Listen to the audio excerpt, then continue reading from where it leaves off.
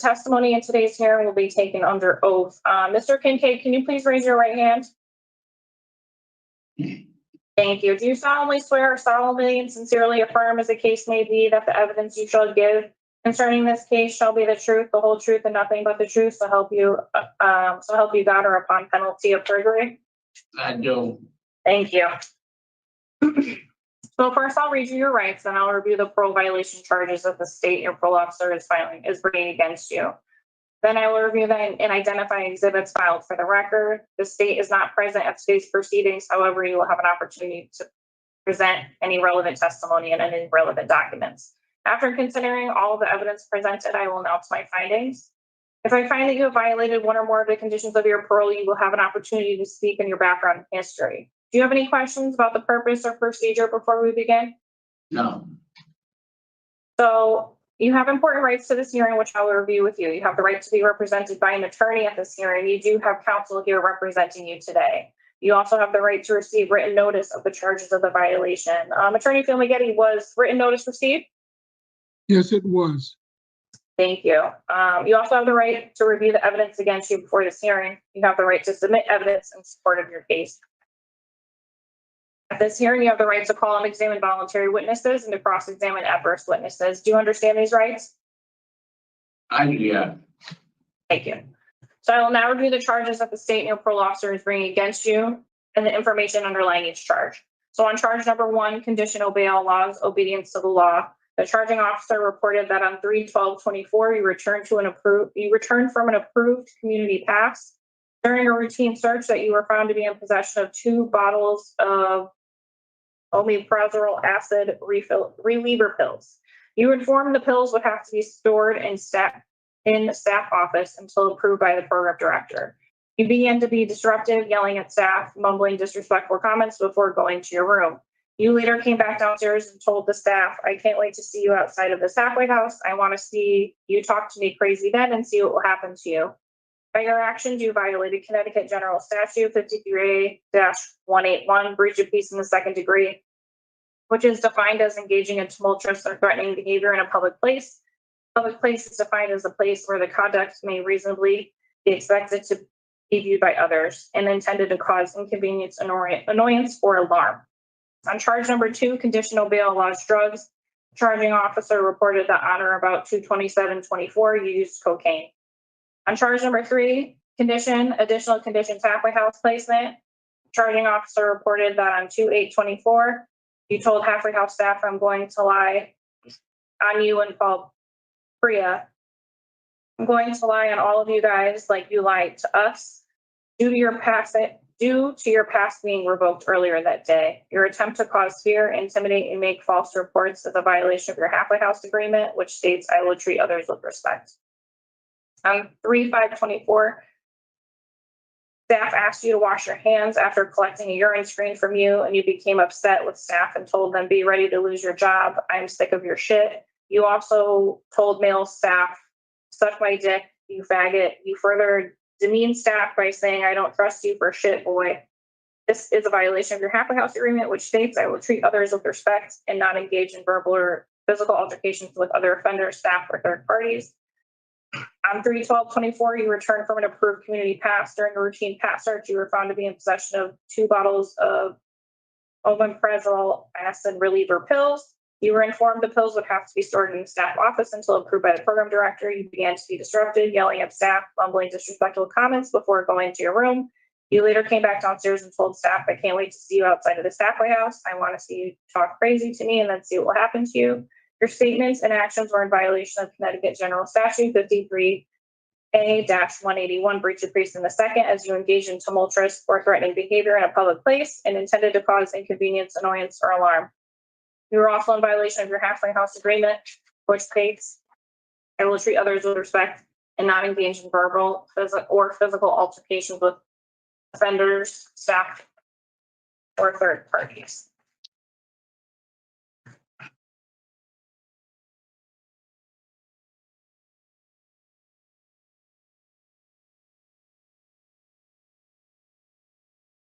Mr. Filmaghetti, did you receive the notice of the parole violation report, and other documents Yes, I have. that were marked as identification purposes? Thank you. Yes, I have. I also have Attorney Flamighetti also has filed an exhibit, which I will remark as Defense Exhibit 1, list of parole accomplishments and future plans for parole reinstatement for identification purposes. This document has also been reviewed. Attorney Flamighetti, do you need to continue the hearing to obtain any defense evidence? No. Thank you. So today we have no witnesses. It is now the defense's opportunity to call any witnesses, present evidence, and speak to any of the evidence submitted. Yes.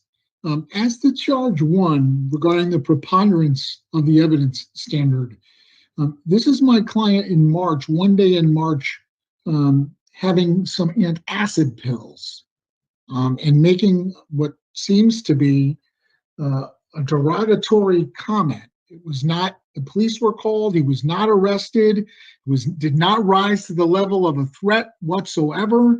It was him being disappointed that his antacid relief medicines were taken. It certainly isn't a crime. Didn't rise to the level of a crime. No police found probable cause, so certainly it doesn't meet the preponderance standard. As to charge 2, my client, at the same time as being tested at the halfway house, was also being tested at CRT. And that very same day, he tested negative at CRT. So he is very adamant that he did not use cocaine on February 27th. And then as to charge 3, I have no comment regarding the preponderance of standard. Thank you.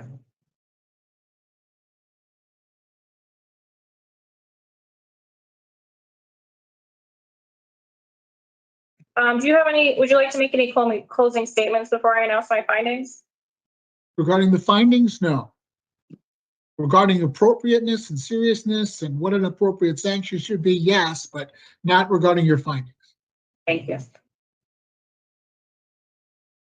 So I will now notify you of my findings. So on charge 1, conditional bail laws, obedience to the law, I make a finding of preponderance of the evidence based on the evidence presented in support of the alleged parole violation, as well as Exhibit B, parole conditions, which were signed by the parolee on 2/1/24, indicating his acknowledgement of his conditions, which include bail laws condition. Exhibit F, the parole violation report dated 3/20/24, which includes further detail associated with the charge. Exhibit N, 2 disciplinary action reports, both dated 3/12/24, which provide additional details with regards to the parolee's behavior related on this charge. Exhibit O, the halfway house remand report dated 3/13/24, which also includes information regarding the parolee's behavior related to this charge and includes his discharge from the halfway house. Mr. Cocaigne's behavior and conduct meets the criteria associated with a breach of peace second offense, as the statute language indicates intent to cause inconvenience, annoyance, or alarm, including tumultuous or threatening behavior in public. Breach of peace second is the Class B misdemeanor, therefore meeting the elements of a crime.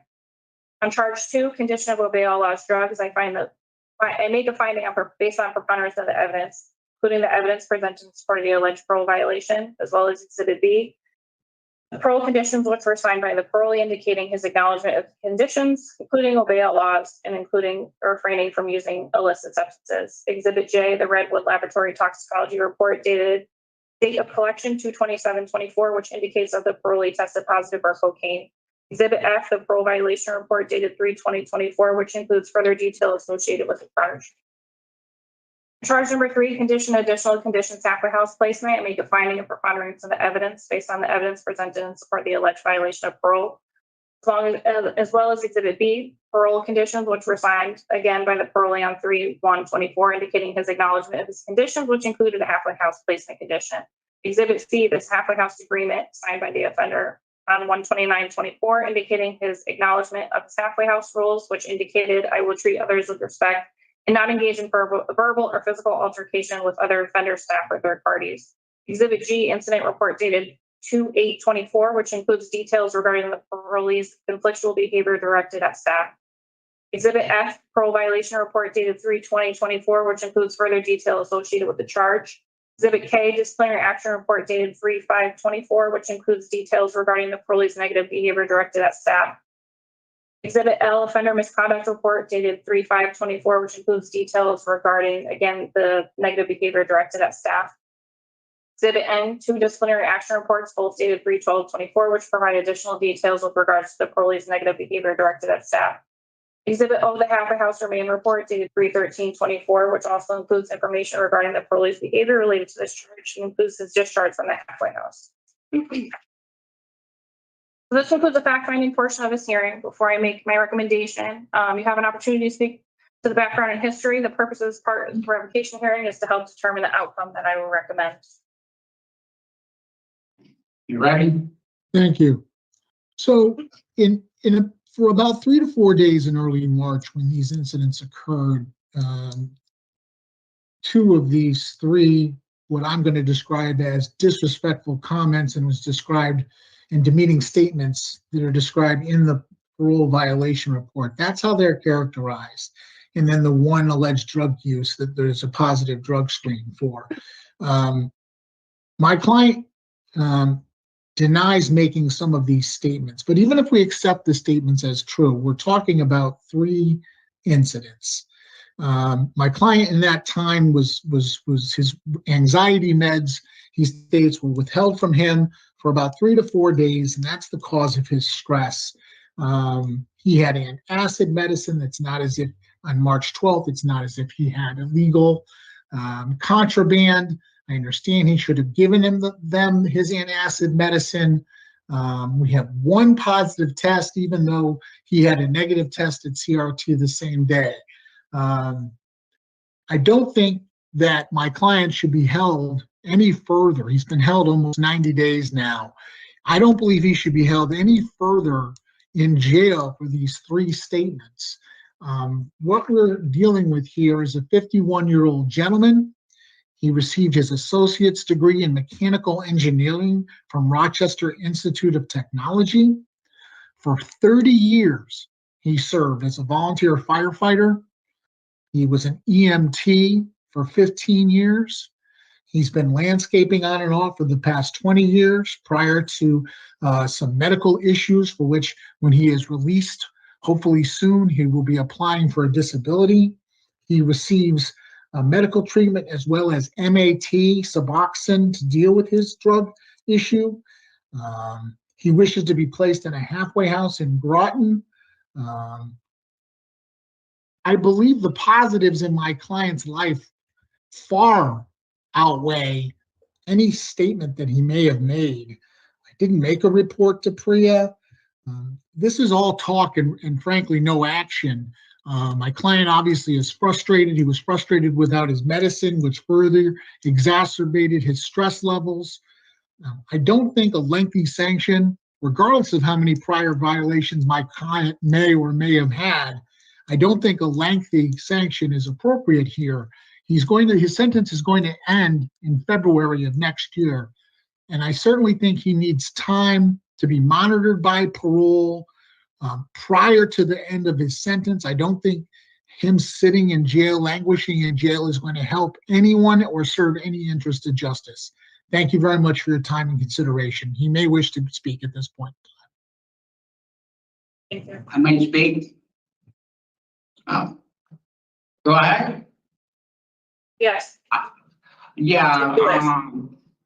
Let's start with the urine test. The day of the urine test, I was tested at CRT. That's why I got drug tested at the halfway house, because I was late getting back on my pass from CRT, because they scheduled me a new appointment. It was a 6 o'clock appointment. I wasn't in that program. I was in a different program, so they switched me. And the reason why I was late is because I was doing a urine test at CRT. I was late because there's 25 people in that group, and every time we have a group, we get our urine test for the week after group. I told them that's why I was late. They could have called CRT. You know what I mean? And the situation, I've been having all these incidents happen with 1 person. And that's the person I did the drug test with. Listen, man, every drug test I've done, if I'm guilty, I'm going to plead guilty to it. This test, I'm not guilty. Listen, he didn't have me initial anything. If you're a parole officer or anything like that, you do a urine and it has to be sent out. You have to initial everything and you have to sign the sticker and it's got to be placed over the cap of the urine. He did not do that. He didn't know how to read the urine. He didn't know how to read it. He didn't even know what Suboxone was on my test. I'm on benzos. I'm on Suboxone. They all came up. He didn't even know how to read them. He takes the urine and puts it in the refrigerator till the next day. I did not steal that urine. I did not put it in the thing. And second of all, when he was taking the test, I took the urine. I go to wash my hands. No soap in the soap thing. I rinse my hands. Now, the guy says, listen, you gonna wash your hands better? I said, I wash my hands. I rinse them. There's no soap in here. I said, I'm gonna wait till I go upstairs. Well, the incident with the suck my dick thing, I'm not gay. I would just had an incident with an inmate yesterday saying that shit to me. And I told him the same thing. I told this officer at the halfway house. I said, listen, if you invite me to do that to you, you're gay. I'm not a gay person. I'm straight. The reason why this thing, he used reverse psychology on me.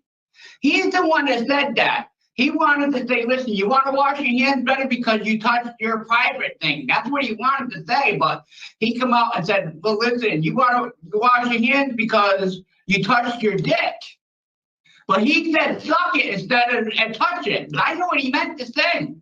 I know he meant to say that you want to wash your hands better because you touched your private thing. Well, he come right out and said that. I never said that to him. I never told that dude to suck my dick. Come on, man.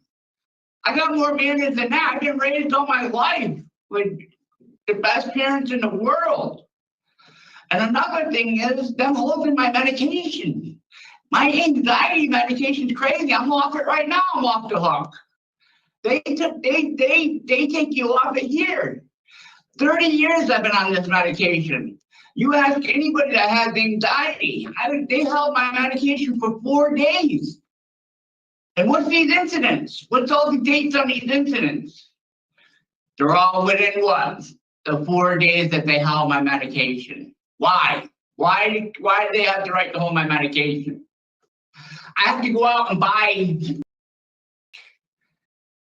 I'm incarcerated, man. Guess what I got in my locker right now? I got a prescription. You know that? I got a prescription. I go to a halfway house. I can't hold the drug that's over the counter because they don't want to give it to me right. They don't know how to prescribe it. They're not nurses. I'm an EMT. I know. Then if you're late to your medication, they don't want to give it to you. Oh, you didn't come down on time. You're out. I'm out. I'm out. You know what I mean? Oh, you got to take your Suboxone at 8 o'clock. They don't give me my meds to take with me when I go to other groups. You haven't got a report saying that I haven't gone to no groups. I have, the urine thing, that's bullshit. Because if I was dirty, I would tell you if I was going to use cocaine. I would ask for a program. Every urine that I've got dirty, you guys have not offered me one drug program. I have not been offered a timeout or anything. Even though I'm not dirty, I would take it because it would help me. You know what I mean? I know what addiction's about. I'm not on Suboxone because I'm an addict. I'm on Suboxone because I've had 7 major surgeries. I'm cut wide open. I think you've seen it before. I've had 2 colostomy bags, 2 reconstruction stomach surgeries, and everything. You know what this lady did to me? I have a hydrocele on my testicle right now. Was supposed to have surgery on a Thursday. What happens before you have surgery? You go to a constellation, right? You ever had surgery, ma'am? Ma'am, you ever had surgery? Yes. Mr. Kincaid, I just wanted to. This is getting to the point. I'm going to get to the point. Yeah, I had a constellation on Monday. This lady denied my pass because she said I filled it out wrong, and I've already been there 6 weeks filling out passes. She screwed up my life that day. I've been walking around with a hydrocele on my testicle for a year trying to get it fixed. She denied my appointment to go have my surgery. Why? Because she is racist. She is, listen, I graduated from that house. I Mr. graduated Kincaid, from that house. Mr. Kincaid, are you speaking about the staff in the facility? Yes, I'm talking about the staff at the facility. I wanna get back on track. I would like you to focus on why we're here today. That's with the why I'm here charges that today, have because been of presented. this bullshit right here, because of the staff. The staff has changed since I was there last time. I graduated out of that house last time. I wanted to go there. This place has changed. They're overworked. They got two cases of sexual stuff going on. This lady is not fit for this halfway house. Mr. Kincaid, we are here based on the revocation and the charges that were presented by the state, which resulted in the revocation hearing today. I did not tell that dude that I was not arrested for no freedom or nothing. Mr. Kincaid, do you have anything sorry. else to say regarding the allegation specifically? Yes, the drug test. You said that. I'm not, the drug test is bullshit. Right, you I said that did not put a repeatedly. cap on that or nothing. I understand that. The Prepisol, the anxiety, the medication, I got on me right now in the incarceration. Do you How have I can't anything, happen in a halfway house. sir, do you have any new points to make? The point is, this is all bullshit, because the Okay. lady didn't like me. Okay, This is because I told her she was racist and I feel that way. so you believe that they're retaliating against you and making Right. these reports? Right. Okay. Do you have anything other than that? No, I'm done. Thank you. Thank you. I did one more thing. I need surgery and I can't have my surgery done at UConn. This is the only place that I have to go to UConn from here. I have a lawsuit against UConn. They butchered me. Sir, So sir, I'm trying to get out of here and go have Sir, my medication, sir, my sir. health taken care of. Okay, Mr. Kincaid, I hear everything that you're saying, okay? What I was trying to tell you before, that I wanted to remind you, as I said earlier, this hearing is being live streamed and the public, this is open to the public. So The I public needs to strongly, hear this though. The public needs to know what's going on between these walls. listen to me. You are disclosing medical information pertinent to yourself.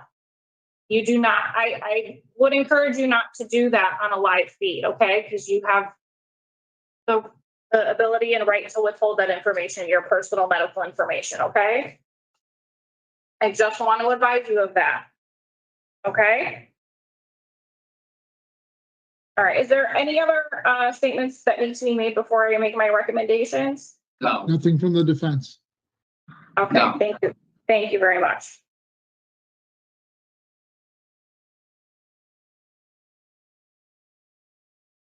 Okay, all right, so at this time, I recommend that your parole be revoked and you serve an approximate 11-month period of confinement as a sanction. That is a revoke and no new parole date. Your special parole term ends on 2/16/25. For the record, PCS did recommend a 9-month sanction. My recommendation is partly based on the parolee has 3 prior violations during this period of special parole, all resulting in various graduated sanctions that included 3 months, 5 months, and 7 months. His prior violations revolved around conduct and charges that were similar to which resulted in his current violation. He was most recently released back into the community on 1/29/24 and was remanded back on this violation roughly 6 weeks later on 3/13/24.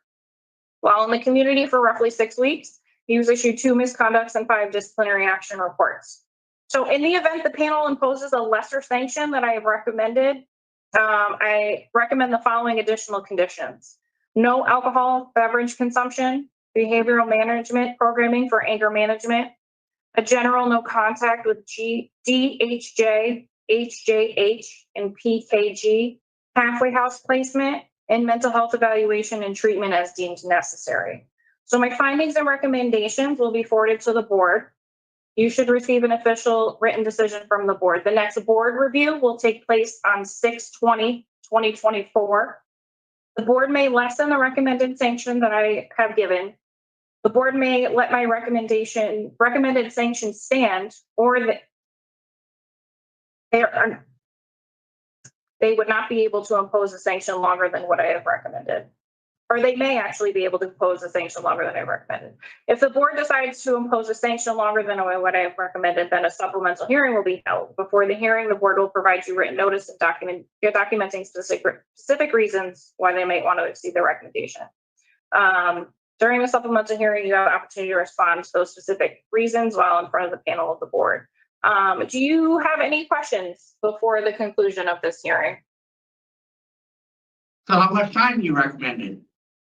So as I stated, my recommendation is an 11-month period of confinement, which is a revoke and no new parole date. So you will basically EOS on my recommendation when your special parole ends on 2/16/25. But as I did state, your case will be going in front of the board for a board review on 6/20/24, and the board could decide to lessen my recommended sanction if they choose. Does that make sense? No, I don't. I don't understand why sorry, you from the gave me. Would you like You to? gave me 7 months. You gave me 7 months, and now you're making me. You know what I mean? I don't understand why you're making me EOS because She said 11 this months. is bullshit. Okay. This is fucking Do you- bullshit. Fuck Okay. you, motherfuckers! But you can kiss my fucking white ass. You guys are all pieces of shit. Fuck you. I have no further comments. Okay, thank you. So this concludes the revocation hearing, and I am now going off the record.